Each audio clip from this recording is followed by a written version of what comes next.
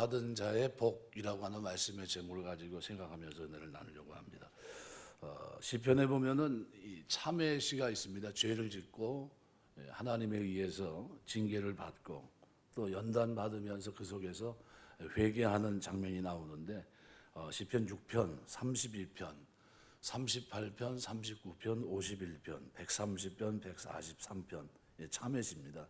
그 가운데 32편은 직접적으로 하나님께서 다윗에게 은혜를 베풀어 주셔서 징계하시고 그 징계 속에서 이제 하나님 앞에 회개하게 됩니다. 그래서 회개하면서 하나님으로부터 사죄함을 받은 사람의 기쁨, 이것을 말하면서 하나님께 감사하고 자신이 받은 은혜를 간증하는 내용이 주를 이루고 있습니다. 오늘 본문 말씀 한 세 대지로 나눠서 잠깐 생각하면서 은혜를 나누려고 합니다. 오늘 본문 1절, 2절 보면 우리가 하나님 뜻대로 율법대로 지키고 하나님 주시는 복, 아시레라는 이 단어가 있어요. 가난한 자를 돌아보는 거, 빈약한 자를 돌아보는 게 복이고 율법대로 주야로 묵상하며 사는 게 복입니다. 하나님 뜻대로 충성하면서 사는 게 복인데, 근데 또 다른 복이 있는데 어떤 복이냐 하면 죄사함 받은 겁니다. 죄를 지어서 율법으로는 죽어야 되고 마땅히 멸망받아야 되는데, 그런데 하나님께서 은혜와 긍휼을 베풀어 주셔서 다시 살려주시는 이와 같은 은혜입니다. 정상 궤도로 다시 돌아갈 수 있도록 인도하신 겁니다. 그래서 오늘 1절, 2절 말씀해 보시면 사죄받은 자의 복됨을 감격적으로 선포합니다. 그래서 1절은 먼저 죄가 어떤 것인지 두 단어를 통해 표현합니다. 허물과 죄, 이렇게 표현합니다. 허물이라는 이 페샤흐란 말은 보통 반역 또는 변절 또는 거역이란 뜻입니다. 원래는 신하가 왕에게 반란을 꾀하는 것을 가리키는 정치적인 용어였지만 이 용어를 사람에게 씁니다. 그래서 피조물 된 인간이 마땅히 섬겨야 될 그 하나님, 예배해야 될 예배의 주가 되시는 그 하나님께 예배하지 않고 창조주 하나님을 거역하고 배신하는 행위, 이거를 허물이라고 합니다. 페샤흐라고 이렇게 얘기합니다. 또 하나는 이 하타라는 죄입니다. 표적에서 빗나갔다는 겁니다. 하나님이 우리 인간에게 주신 설정하신 삶이 있습니다. 삶의 기준, 하나님 경외하며 이웃 사랑하며 선을 행하며 살아가는 겁니다. 그런데 이 기준이나 인간 사이에 마땅히 지켜야 될 규범, 도리, 그죠? 이런 것들을 벗어난 이런 행위를 성경은 죄라고 말합니다. 그래서 이 죄입니다. 그래서 다윗이 이 두 단어를 통해서 자신이 범한 죄가 하나님께 죄고 사람에게 지은 죄다 하는 것을 분명히 설명합니다. 그래서 하나님께는 반역이고 배신행위였고 사람에게는 어떻게 해요? 하나님이 정한 율법의 테두리 속에서 마땅히 살아야 될 의로운 삶을 저버린 아주 큰 죄였다는 겁니다. 그래서 인간 사회에서 마땅히 준수돼야 될 규범을 어긴 죄, 이 두 가지를 지금 얘기하고 있는 겁니다. 그래서 오늘 본문에 보시면 이렇게 허물의 사함을 받고, 그죠? 자신의 죄가 가려진 자는 복이 있다. 하나님 앞에 어떻게 배도의 죄, 배신의 죄, 그죠? 하나님을 떠난 이렇게 잘못된 변역, 그죠? 변절돼 있는 이런 잘못됨으로부터 용서받고 다시 어떻게 해요? 충성된 종으로 살아갈 수 있는 기회를 주신 하나님, 이건 어떻게 해요? 사함을 받는 거죠. 그래서 여기 보면 허물의 사함을 받는다는 이 원형이 나사란 말인데 없애버리고 치워버리고 가져가 버린다는 뜻입니다. 그러니까 인간의 죄, 허물을 하나님께서 가져가 버리는 속죄의 의미가 그 속에 강하게 담겨 있습니다. 사함을 받았다는 겁니다. 예배서 2장 1절 말씀해 보시면은 그는 허물과 죄로 죽었던 너희를 살리셨도다 이렇게 얘기합니다. 허물과 죄로. 이거 우리가 작은 인간의 범위 내에서 허물은 뭡니까? 인간과 인간 사이에서는 뭐 이렇게 조그만 규범에서 제가 저번에 말씀드린 대로 뭐 잔디밭에 들어가지 마십시오라는 이 표현을 통해서 설명했는데 도리입니다. 그 마땅히 지켜야 될 규범. 그런데 지키지 못하면 그게 다 뭡니까? 허물이거든요. 아주 작게는, 크게는 뭡니까? 하나님 앞에 반역한 겁니다. 하나님 말씀을 저버린 거고. 그래서 이런 큰 죄입니다. 그래서 여기서 이 사함을 받음을 말합니다. 인간의 죄와 허물을 하나님께서 가져가 버리신다는 속죄의 의미가 강하고, 사함을 얻고 가리움을 받은 자, 다 수동 분사형으로 되어 있습니다. 그러니까 수동형이 쓰인 것은 허물의 사함을 얻는 것이나 죄의 가리움을 받는 것 모두가 자신의 의지나 행위로 되는 게 아니라는 거예요. 이거는 전적인 신적 하나님의 의지와 하나님의 행위로 되어진다는 것을 암시하고 있는 겁니다. 그래서 죄 문제 해결은 궁극적으로 하나님의 사죄 여부에 달려 있는 겁니다.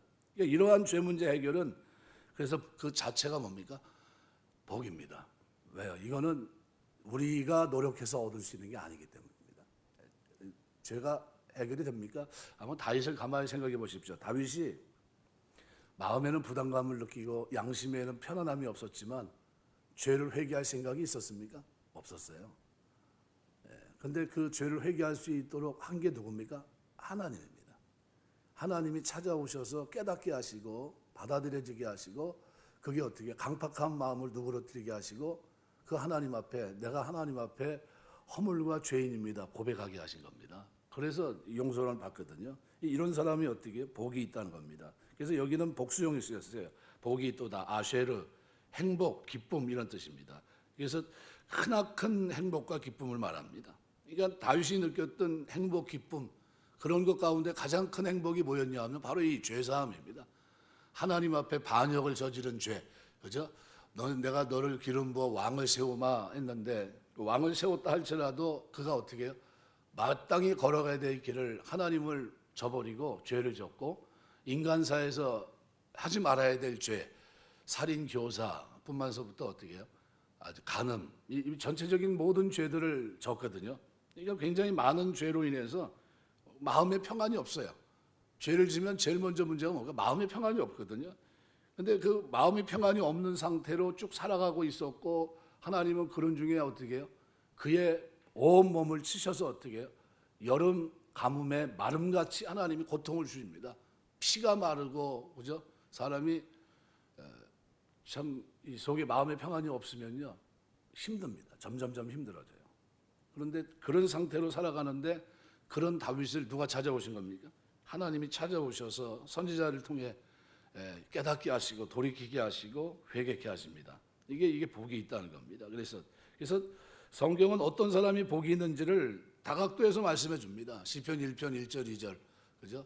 여호와 그러니까 악인에게 죄인의 길에 서지 않고 오만한 자의 자리에 앉지 않고 율법을 즐거워 이 율법을 주야로 묵상하는 자가 아실에 복이 있다는 거예요.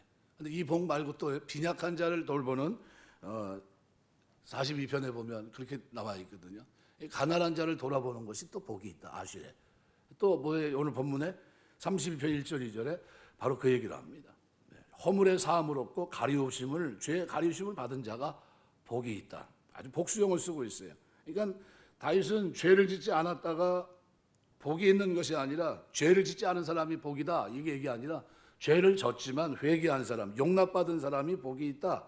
이것을 허물을 사함을 받은 자가 복이 있다라는 표현을 통해 말씀하고 있습니다. 그런데 이 대목을요 누가 쓰고 있냐면 사도 바울이 그대로 인용해서 씁니다.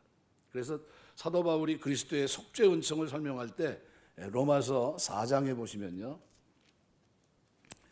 로마서 4장 7절에 이렇게 표현합니다. 4장 5절부터 말씀드릴게요. 이를 아니할지라도 경건하지 아니한 자를 의롭다 하신 이를 믿는 자에게는 그의 믿음을 의로 여기시나니 일한 것이 없이 하나님께 의로 여기심을 받은 사람의 복에 대하여 다윗이 말한 바 불법이 사함을 받고 죄가 가리우짐을 받는 사람들은 복이 있고 주께서 그 죄를 인정하지 아니할 사람은 복이 있도다. 이렇게 얘기합니다. 이거를 여과하지 않고 시편 32편에 기록되어 있는 1절 2절 말씀을 사도 바울이 신약에서 그리스도의 속죄 은총을 설명하는데 그대로 인용하고 있습니다. 그러니까 다윗이 받은 속죄 이거와 이로 인한 기쁨은 그리스도의 속죄 사역과 밀접한 연관이 있다는 겁니다. 그래서 그리스도의 속죄 사역에 기인해서 신약 그리스도인들 성도들이 받는 속죄와 이로 인한 기쁨을 예표한 겁니다. 그러니까 다윗이 너무 크게 기뻐했던 그 기쁨이 그죠? 아쉐르라는 단어를 통해서 내가 진짜 행복하다 이렇게 표현했는데 그 행복이 사실은 신약 그리스도 안에 우리의 행복이란 겁니다. 죄가 가리움을 허물과 죄 가운데 있는 우리를 어떻게 해요? 하나님께서 용서해 주신 겁니다. 덮어 주신 거예요. 이거 너무나 큰 죄죠. 방법이 없고 길이 없고 그죠? 하나님으로부터 완전히 떠나 있었고 양심에 죄책감이 있어도 하나님 앞에 돌아갈 방법이 없었던 겁니다. 그런데 그런 그들을 경건치 아니할 때, 그죠? 또 일한 것이 없이 하나님께 의로 여기심을 받는 이와 같은 축복을 우리에게 허락하신 겁니다. 그래서 하나님은 죄인인 오늘 우리가 죄를 자백하고 회개하면 죄를 사하시고 모든 불의에서 깨끗하게 하십니다. 요한일서 1장 9절 만일 우리가 우리 죄를 자백하면 저는 미쁘시고 의로우사 우리 죄를 사하시며 우리를 모든 불의에서 깨끗하게 하실 것이다. 모든 불의는 뭡니까? 하나님과의 관계에 대해서, 그죠? 의가 뭡니까? 의가, 우리가 말한 대로 5계명서부터 10계명까지예요. 그 위에 1계명, 4계명은 뭡니까? 하나님에 대한 경건이에요. 그 다음에 어떻게 사람에 대한 의입니다. 근데 불의는 뭡니까? 사람들에게 잘못한, 그죠? 부모에게 잘못하고 이웃에게 잘못한 뭐 탐심 모든 것들이죠. 그것으로부터 어떻게 깨끗하게 하신다는 겁니다.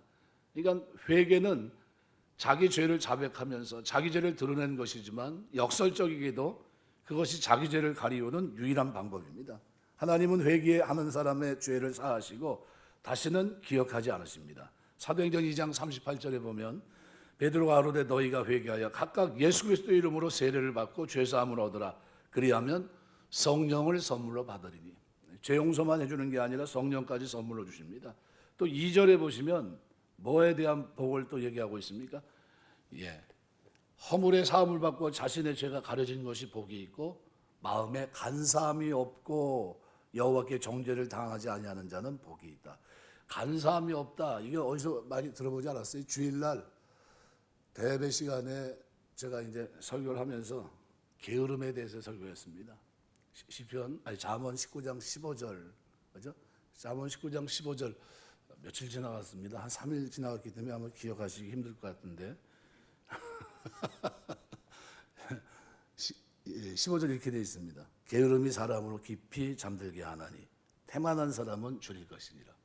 게으름이 죄거든요. 근데 그걸 뭐하고 연관시킵니까? 태만함. 이걸 히브리 말로 뭐라고 그럽니까? 태만하다는 게 여기 보면 레미야라는 단어인데요. 이게 속임, 교활함, 뭐는 배반, 뭐 이런 겁니다. 간사가 없다는 게 속임이 없는 걸 말합니다. 그래서 명사 레미야, 부정어 아인 이게 또 합쳐서 간사가 없다는 거는 마음속에 속임수나 교활한 것, 그다음에 배반함이 없다 이런 뜻입니다. 인간의 모든 죄는 어떻게 마음에서부터 시작입니다. 마음. 우리가 기도하면 하나님이 뭘 지켜주십니까? 마음을 지켜주세요. 마음으로부터 어떤 결론을 내리는 생각을 지켜주시는 겁니다. 그릇된 길로 가지 않고 바른 결정을 할 수 있도록. 그래서 마음, 이 사죄의 결과도 어디서부터 시작됩니까? 마음에. 그래서 하나님 앞에 죄 용서 받으면 뭐가 변해야 됩니까? 마음이 변하는 거예요. 마음이 변해서 어떻게 새로워집니다. 다윗이 밧세바와 간음한 그 범죄는 마음이 간사함으로 이 죄를 진 겁니다. 마음이 간사함이 외부로 투영된 게 뭡니까? 간음입니다. 간음. 그러니까 속임수, 교활함, 밧세바와 간음하고 사실을 숨기기 위해 밧세바의 남편 우리아를 그죠? 살인 교사하고 죽음으로 내몰고 또 그 모든 일을 자신이 신정왕국 통치자로 삼으신 하나님을 배반하는 허물이었고 자신을 믿고 따르는 신하들에 대한 백성을 배반하는 불의였습니다. 그런데 사죄의 은혜를 경험한 후에 다윗은 자기 마음을 지배하고 양심을 괴롭혔던 그죠? 이런 간사한 마음, 그죠? 레미야라는 거죠. 레미야. 이것이 없다는 거예요. 이것이 사라졌다는 겁니다. 마음이 정직해졌다는 거예요. 여러분, 마음이 정직한 것이 복입니다. 그래서 이러한 간사로부터 벗어나서 의로운 마음을 회복할 수 있었는데 다윗은 이러한 자신의 복된 상태를 오늘 본문에서 마음에 간사함이 없는 사람이 복이 있다 이렇게 얘기한 겁니다. 여러분, 마음에 간사가 없는 그죠? 정직하게 행하는 여러분의 마음밭이 되시길 주의 이름으로 축원합니다. 그래서 이런 사람, 마음에 간사함이 없는 사람은 정죄를 당치 않을 것이다. 그죠? 하나님으로부터 사죄받은 자가 누리는 복으로 그의 내적 상태, 심령이 어떻게 돼요? 이제는 흔들림이 없습니다. 하반절은 사죄받은 인간이 하나님으로부터 받는 복으로 하나님과의 관계를 제시합니다. 하나님으로부터 정죄를 당하지 않는다는 거예요. 정죄는 뭡니까? 너는 죄인이다 했는데 이제는 어떻게 해요? 마음의 간사, 레미야가 없어지니까 어떻게 해요? 속임이 없어지니까 그가 어떻게 해요? 정직한 사람이 되고 양심의 선한 양심을 가지고 사는 사람이 됩니다. 정죄를 당치 않는다는 거예요. 여기 오늘 보면 정죄라는 말은 잘못되고 왜곡된 행위와 이와 관련해서 받게 되는 징계를 의미합니다. 왜곡된 행위에 대한 징계나 징계를 내리기 위한 죄의 선언이라는 의미로도 사용이 됩니다. 그래서 이 정죄를 당치 않는 자는, 당하지 않는 사람은 복이 있다. 그죠? 하나님이 계산할 때 영원토록 정죄를 당하지 않는 사람은 복이 있다. 간사하지 않는 사람이 그렇게 하나님 보실 때 아름답다는 겁니다. 이 정죄를 당하지 않는 자라고 했을 때 이 사람 아담이란 단어를 썼습니다. 그러니까 당치 않는 자, 평가되지 않는 사람, 그렇게 취급되지 않는 자들이란 뜻입니다. 속죄를 설명하는 로마서 4장 8절에서 사도 바울이 이것을 그대로 설명합니다. 인정치 아니하실 사람은 이라고 바꿔놓고 있어요. 그래서 로마서 4장 8절에 보면 이렇게 말해요. 주께서 그 죄를 인정하지 아니하실 사람은 복이 있도다. 어떻게 이걸 만약에 구약과 지금 연관지어서 생각하면 뭐가 없는 사람이에요? 마음에 간사함, 속임이 없는 사람은 복이 있다는 거예요. 이 사람은 하나님 앞에 어떻게 해요? 정죄받지 않는다. 그러면 어떤 사람이 하나님 앞에 인정받습니까? 로마서 4장 8절은 그래서 이 단어를 인정하다라는 의미로 사용된 로기조마이라는 단어, 계산하다, 취급하다라는 뜻으로 쓰인 이 단어를 씁니다. 그러니까 신구약 성경에서 사용되는 이러한 표현에는 결국 죄를 죄로 계산하지 않고 죄로 취급하지 않는다. 이런 하나님의 구원의 원리가 아주 그 속에 강하게 담겨 있습니다. 실제로는 죄인인데 그런데도 불구하고 하나님께서는 그를 법적으로 죄인이 아닌 의로운 사람으로 취급해 주신다는 그런 의미입니다. 하나님의 속죄 은혜 개념입니다. 회개하는 자에게 내려지는 하나님의 은총, 궁극적으로는 그리스도를 믿는 자에게 주어지는 구원의 은혜입니다. 이거를 지금 구약에 누가 지금 경험하고 있는 겁니까? 다윗이 지금 경험하고 있는 거예요. 그러니까 계시가 완성되지 않은 구약 시대에 살았던 다윗이 실제적으로는 죄인이나 하나님께서 의인을 간주하신다는 법정적 칭의의 의의 원리를 깨닫고 이것을 자신에게 적용시킨다는 것은 그의 성숙한 믿음, 그리고 하나님의 성품과 뜻에 대한 탁월한 식견이 그에게 지혜가 있었다는 사실을 보여주고 있는 겁니다. 그래서 다윗은 복이 있는 사람이 어떤 사람이냐? 간사함이 없다는 거예요. 마음에 정직함이 있는 사람이 복이 있다. 하나님 앞에 자신을 어떻게 해요? 정직하게 살아가고 있어요. 정직하게. 바세바 사건 이후 나단 선자로부터 죄를 지적받았을 때 감추려고 하지 않습니다. 자신의 죄에 대해서 변명하려고 하지 않고 자신의 죄악을 솔직히 인정하고 하나님 앞에 용서를 구합니다. 비록 하나님의 징계는 받긴 합니다. 그러나 그 죄만큼은 그죠? 사함을 받습니다. 그죠? 그래서 사울은 다윗과는 좀 다릅니다. 하나님 앞에 정직하지 못합니다. 자기의 죄를 지적받았을 때 인정하지 않습니다. 아말렉 족속을 쳐서 진멸하라고 명령을 분명히 들었을 텐데 아말렉을 치되 아말렉 왕 아각도 좋은 가축들을 남겨두고 결국은 어떻게 해요? 불순종의 죄를 범합니다. 이는 명예, 물질에 대한 탐욕에서 비롯된 죄입니다. 근데 그는 사무엘의 지적을 받았을 때 자기의 죄, 하나님의 말씀을 어긴 그 죄를 인정하지 않습니다. 자기의 죄에 대해서 핑계를 댑니다. 하나님 명하신 바를 거역하고도 회개할 줄 몰랐고 하나님께 제사하기 위해서 좋은 가축을 남겨두었다는 핑계를 대면서 위기를 모면하려고 합니다. 근데 하나님께서는 그런 사울을 뭐로 봅니까? 간사한 자로 보신 거예요. 레미야. 간사하다는 거예요. 하나님은 그의 죄를 용서하지 않고 사무엘상 15장 15절 23절 보시면은 그를 버리십니다. 마음에 간사함이 없는 것이 복입니다. 그래서 우리가 살아가면서 마음의 정직함, 그죠? 시편 51편에 보면 다윗이 뭐라고 회개합니까? 마음의 정직한 영을 새롭게 하시고 정한 마음을 창조해 달라 이렇게 얘기합니다. 왜요? 내 속에는 하나님 나한테 너무 많은 걸 기대하셨는데 저는 정직함이 없는 사람입니다. 저 하나님이 만들어 주셔야 이게 있죠. 저 지금 회개는 하고 있지만 그렇게 살 자신도 없습니다. 그러면 하나님 앞에 정직한 영을 새롭게 하시고 정한 마음을 창조해 달라고 기도합니다. 우리에게 그 기도가 필요 없을까요? 우리에게도 똑같이 우리도 필요하다고 생각이 됩니다. 살아가면서 하나님 나에게 정직한 영을 주시고 정한 마음을 창조하셔서 내가 하나님 앞에 어떻게 해요? 간사한 자로 서지 않고 정직한 자로 살아갈 수 있도록 붙들어 달라고 기도하셔야 됩니다. 늘 그렇게 하시길 주의 이름으로 축원합니다. 잠언 11장 3절 보면 정직한 자의 성실은 자기를 인도하거니와 사특한 자의 패역은 자기를 망케 하느니라. 이 정직한 자는 하나님께서 기억하십니다. 이 잠언 그다음에 시편을 가만히 보세요. 정직한 자에 대한 약속이 얼마나 많은지. 하나님이 정직한 자를 굉장히 중요하십니다. 시편 15편 같은 데 보세요. 여호와의 산에 오를 자, 여호와의 성산에 오를 자 누굽니까 하면서 제일 먼저 정직하게 행하며, 이 정직이 제일 앞에가 있어요. 그게 뭡니까? 마음에 간사가 없다는 거예요. 중심을 하나님께 드린다는 겁니다. 신전의식. 그걸 가지고 살아가는 거예요. 그래서 우리가 첫 번째 1절, 2절 말씀에서 또 다른 복이 있다. 어떤 복입니까? 허물의 사함을 받고 죄의 가르침을 받고 여호와께 간사치 않은, 그죠? 간사함에 해결된 이런 복. 이것이 진짜 복이라는 거예요. 그래서 이 복을 얘기하면서 어떤 단어를 썼습니까?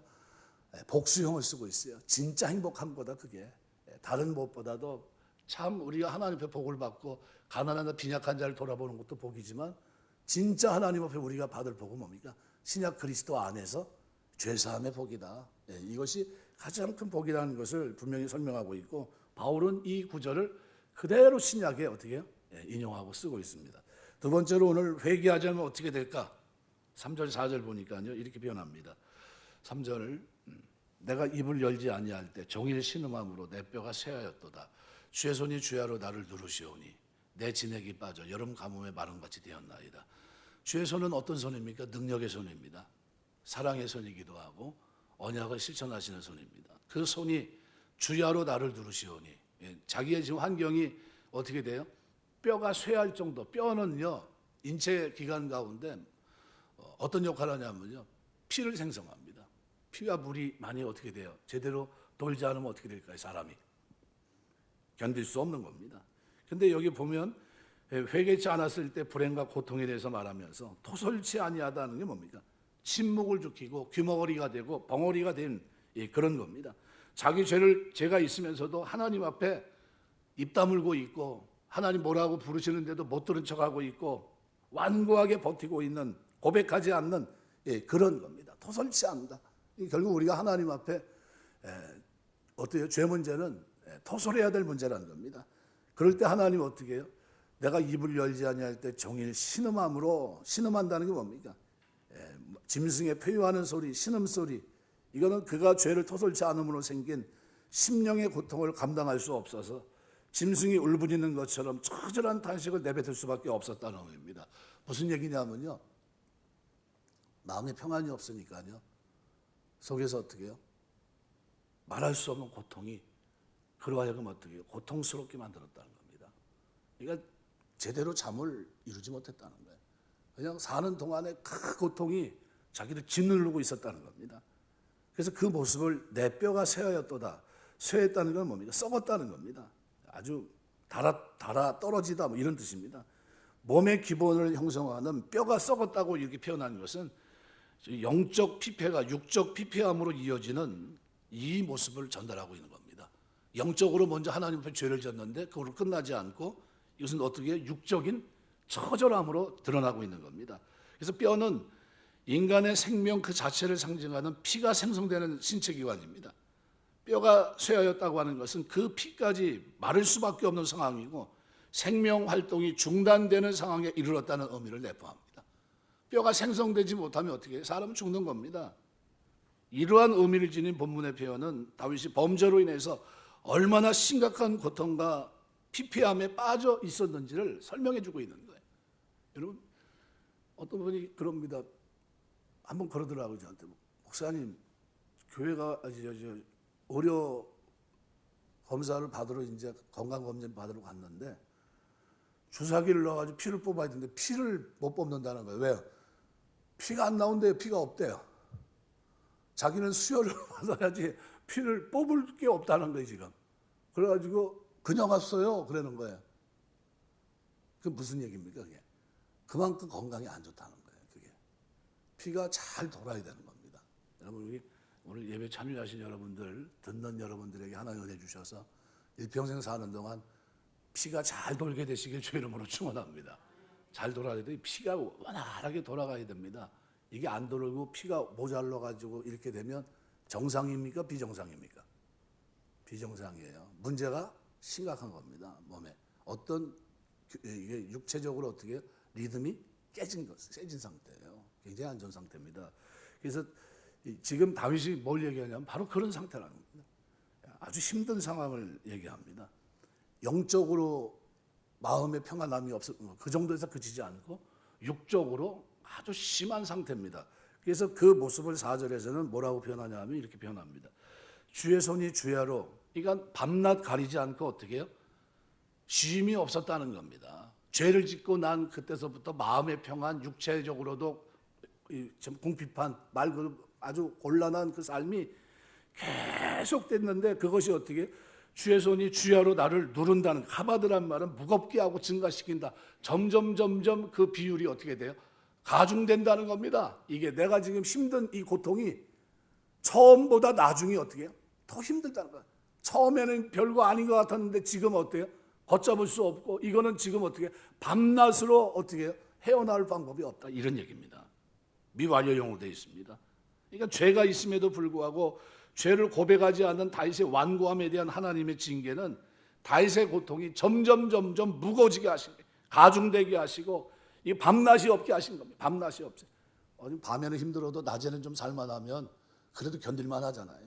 근데 밤낮이 없으면 어떻게 됩니까? 이거는 뭐 너무 힘든 거예요. 너무 고통스럽고. 근데 그러한 고통의 증가로 인해서 비참한 결과를 극명하게 보여주는 것이 뭐냐면 내 진액이 화하여 여름 가물에 마름같이 되었나이다. 이것은 다윗의 탄식이에요. 가물에 마름같이 이것은 바싹 말라버렸다, 시들어갔다는 겁니다. 농작물이 우리는 이렇게 가뭄에 마르는 걸 잘 보지 못하는데 비가 한 6개월씩 안 오는 팔레스타인에서는요, 아주 독특한 기후 속에서 여름에 비가 거의 내리지 않습니다. 그 기간이 또 깁니다. 이 기간 동안에 풀과 곡식들은 바짝 마르고 혹여 기간이 조금이라도 더 길어질 경우 그냥 죽고 맙니다. 극심한 흉년을 초래할 수밖에 없어요. 이 단어는 극심한 여름 가뭄에 풀포기들이 바짝 마르고 시들어 죽어가는 모습을 연상시키고 있는 겁니다. 지금 자기의 모습을 뭐에 표현하고 있는 겁니까? 영적으로도 육적으로도 어떻게 해요? 지금 너무 힘든 상황이에요. 밤낮 없이 지금 하나님이 어떻게 누르고 계신 거예요. 그래서 뭐라고 표현하면 내 진액이 빠져서, 내 진액이 빠졌다는 건 뭡니까? 기운이 하나도 없는 거예요. 레샤드란 말은 즉 기름, 진액 의미합니다. 인간의 살과 뼈에 포함된 기름, 피, 물 이것을 의미합니다. 육신의 생명의 근간을 이루고 있는 이 진액이 생명력이라고 할 수 있는데 이것이 다 어떻게 해요? 여름 가물에 마름같이 되었다는 것은 죄의 고통으로 인해서 점점 기력이 쇠하고 여름 가뭄에 땅이 갈라지는 것 같이 생명 자체가 핍절하게 됐다는 그런 의미입니다. 육체 핍절한 상태와 더불어 영적으로 고갈된 상태를 여지없이 보여줍니다. 시인은 회개하지 않았음으로 인해서 당하는 자신의 영육간의 고통을 당시 모든 독자들이 공감할 수 있는 팔레스타인의 특수한 기후를 비유로 들어서 시각적 이미지로 형상화하면서 묘사하고 있어요. 여름 가물에 마름같이 되었나이다. 주의 손이 주야로 나를 이루신 내 진액이 빠져서 여름 가물에 마름같이 되었나이다. 어떻게 됐다는 겁니까? 말라 비틀어진 겁니다. 피골이 상접한 겁니다. 말로 표현할 수 없을 정도의 고통입니다. 잠언 28장 13절에 보면 자기 죄를 숨기는 자는 형통하지 못하나 죄를 잡아가고 버린 자는 불쌍히 여김을 받으리라. 우리가 살아가면서 인간이기 때문에 약해서요, 죄를 질 수밖에 없어요. 그럼 뭐 해야 됩니까? 회개해야 돼요. 갖고 있으면 이게 살됩니까? 어떤 분이 그런 말 하더라고요. 병원에 가서 고름을 짜야 되는데 안 짜고 아유 아파서 못 가기, 무서워서 못 가겠다는 거예요. 그래서 왜? 가서 짜야지. 그걸 칼을 째가지고 다 째내야 빨아내든지 어떻게 해야 돼. 그거 안 그러면 힘들어. 내가 그럼 지나면서 고름이 살되는 거 봤어? 내가 그랬어요. 고름이 살되는 거 맞냐고. 고름은 살이 안 됩니다. 고름은요 짜내야 되는 거예요. 죄는요 짜내야 되는 거지. 그거는 살이 되는 적이 한 번도 없어요. 이거는 영육간에 힘들게 하는 겁니다. 그래서 우리가 살아가면서 죄, 그죠? 이런 것을 통해서 어떻게 해요? 철저하게 반면교사도 삼아야 돼요. 누구의 다윗이 하나님 앞에 죄를 짓고, 그죠? 이 두 가지 죄, 그죠? 허물과 죄로 인해서 그가 어떻게 됐는가? 하나님 앞에 배반하고 사람들에게 불의를 행하며 살아갔던 자기의 삶에 대해서 하나님이 주야로 자기를 누르시고 점점점 힘들게 하셔가지고 힘든 상황에 놓였다는 사실을 말합니다. 그리고 마침내 어떻게 해요? 그 고난 속에서 다윗이 이제 회개합니다. 그래서 뭐라고 표현하면 5절에 내가 이르기를 내 허물을 여호와께 자복하리라. 내 허물, 이거 뭐 아까 페시아라고 그랬잖아요. 이건 뭐예요? 하나님 앞에 배신하는 거, 하나님의 기대를 저버린 하나님과의 관계에서의 죄입니다. 내 허물을 여호와께 자복하기라 하고 주께 내 죄를 아뢰고 내 죄악을 숨기지. 이 죄악은 누굽니까? 사람들에게 행한 거예요. 내 죄악을 숨기지 아니하였더니 주께서 내 죄악을 사하셨나이다. 네. 하나님에게 지은 죄는 누가 해결해 주셔야 됩니까? 하나님이 용서해 주셔야 되는 겁니다. 사람이 어떻게 할 방법이 없어요. 그래서 5절 보면 다윗은 마침내 자신의 죄를 자복합니다. 그로 말미암아 하나님께 죄사함을 받게 되는데 죄를 짓고 자복하지 아니하는 것이 얼마나 우매한 일인지를 깨닫게 됩니다. 아마 다윗도 그러한 깨달음을 일평생 얻었을 겁니다. 하나님께 죄를 자복했을 때 모든 문제가 해결되는 것을 보면서 죄를 짓고 회개하지 않는 것이 얼마나 어리석은 일이었는지를 아마 절실하게 깨달았을 겁니다. 왜요? 몸으로 직접 경험한 거예요. 자기 몸으로. 여기서 잊지 말아야 될 사실이 있습니다. 회개란 생각처럼 쉬운 일이 아니라는 거예요. 사실 인간에게는 스스로 회개할 능력이 있습니까? 없습니까? 없어요. 어떤 분이 이런 말을 해도 9988 얘기하더라고요. 99세까지 팔팔하게 살다가 뭐 며칠 만에 뭐 죽는 거예요. 그게 뭐 자기의 뭐 바람이래나. 그건 자기 바람이고 그런 일은 별로 일어나지 않습니다. 자기 본성을, 죄의 본성을 가지고 있어서 그 마음이 강팍한 인간은 스스로는 도무지 회개할 수가 없습니다. 다윗을 예를 들면요. 누구보다도 하나님 앞에 신실하게 살던 사람입니다. 그가 지은 죄는 딱 그거 하나예요. 그죠? 그 죄 외에는 성경은 또 뭐라고 표현합니까? 그 이후로 다윗이 다른 죄는 짓지 않았다고 성경이 합니다. 그러니까 다윗조차도 쉽게 회개했습니까? 안 했습니까? 회개 못했어요. 회개 필요성을 느끼고 있었지만 마음의 평안도 없고 자기 몸은 점점점 수척해가고 여름 가물의 가뭄처럼 하나님이 누르고 있음에도 불구하고 회개했어요? 안 했어요? 안 했습니다. 그죠? 그런데 누굴 보낸 겁니까? 선지자를 보내서 죄를 지적하시고 회개케 하신 겁니다. 그러니까 회개의 필요성을 느꼈지만 회개되지 못합니다. 그러다가 하나님의 손이 그를 누름으로 견딜 수 없는 상황이 되니까 다윗이 겨우 죄를 자복하게 됐던 겁니다. 이렇게 인간은 스스로는 회개할 수 없는 존재입니다. 회개할 수 있는 것은 하나님의 은혜예요. 그래서 하나님의 징계로 어쩔 수 없이 회개하든지 아니면 마음의 감동이 와서 회개하든지 그것은 다 하나님의 은혜의 결과입니다. 여러분 어떻게 됐든 회개하게 되시길 주의 이름으로 축원합니다. 회개할 기회를 받으면 회개해야 돼요. 하나님이 회개케 하시니 회개할 수 있는 겁니다. 누가복음 15장 7절 보면 죄인 하나가 회개하면 하늘에서는 회개할 것 없는 의인 99을 인하여 기뻐하는 것보다 더하리라. 그냥 우리가 쉽게 한 사람 구하는 걸 하나님 이렇게 기뻐하시겠구나 이렇게 볼 수도 있는데 또 한 면이 있습니다. 어떤 면입니까? 사람 회개하는 게 한 사람이 제대로 회개하고 하나님 백성, 천국 백성 되는 게 얼마나 어려우면 죄인 하나가 회개하는 것을 하늘에서 회개할 것 없는 의인 99으로 인한 기쁨보다 더 큰 기쁨이라고 표현했을까? 이 관점으로 들여다보셔야 돼요. 회개하기가 그만큼 어렵다는 거예요.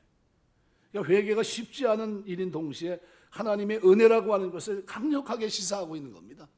하나님의 은혜예요.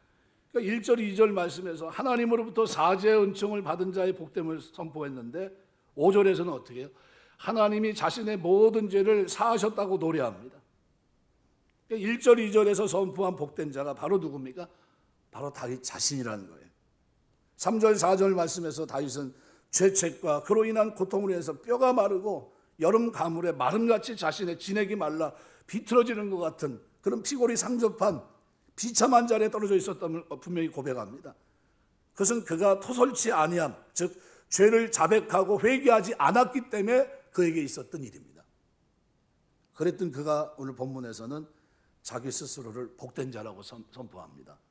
이러한 극적인 변화가 그가 회개를 결심한 것을 기점으로 해서 이루어지고 있다는 거예요. 회개를 통해 다윗은 고통과 파멸을 당하는 자리에서 복되고 은혜로운 자리로 옮겨진 겁니다. 그래서 회개는요 가장 큰 축복입니다. 네, 그게 진짜 아시레예요. 허물의 사함을 고 죄의 가림을 위한 복이 있다. 여호와께 정죄를 당치 않은 자는, 그죠? 마음에 간사함이 없고 여호와께 정죄를 당치 않은 자는 복이 있다. 이게 복이에요. 이 복이 여러분이 살아가는 동안에 진짜 복이 되시길 주의 이름으로 축원합니다. 네, 말씀을 맺겠습니다. 예레미야 13장 23절에 보면 이렇게 표현합니다. 구스인이 그 피부를, 표범이 그 반점을 변할 수 있느뇨. 할 수 있을진데 악에 익숙한 너희도 선을 행할 수 있으리라. 어떤 분이 이렇게 얘기합니다. 인간이 어떻게 의를 얻게 살 수 있어? 이렇게 얘기합니다. 왜곡시키면 안 됩니다. 하나님은 우리가 어떻게 해요? 변화되면 할 수 있다고 보십니다. 마음이 변하면 할 수 있다고 보십니다. 마음이 새로워지면 할 수 있다고 말합니다. 그래서 로마서 12장에 보면 마음이 변화를 받아, 새롭게 됨으로 변화를 받아, 그죠? 마음이 어떻게 해요? 새롭게 됨으로 변화를 받아. 하나님이 기뻐하신 온전하신 뜻을 분별하고 살아갑니다. 이 마음이 변화되면요, 그 다음에 어떻게 해요? 죄 가운데 살지 않습니다. 그 사람들의 삶에는 오늘 본문에 뭐가 없습니까?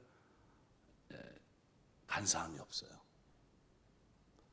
우리가 하나님 섬기는 사람들에게 뭐가 있냐면 마음에 정직함이 있다는 거예요. 이것이 가장 큰 복입니다. 저 사람 구원받은 걸 어떻게 알 수 있을까요?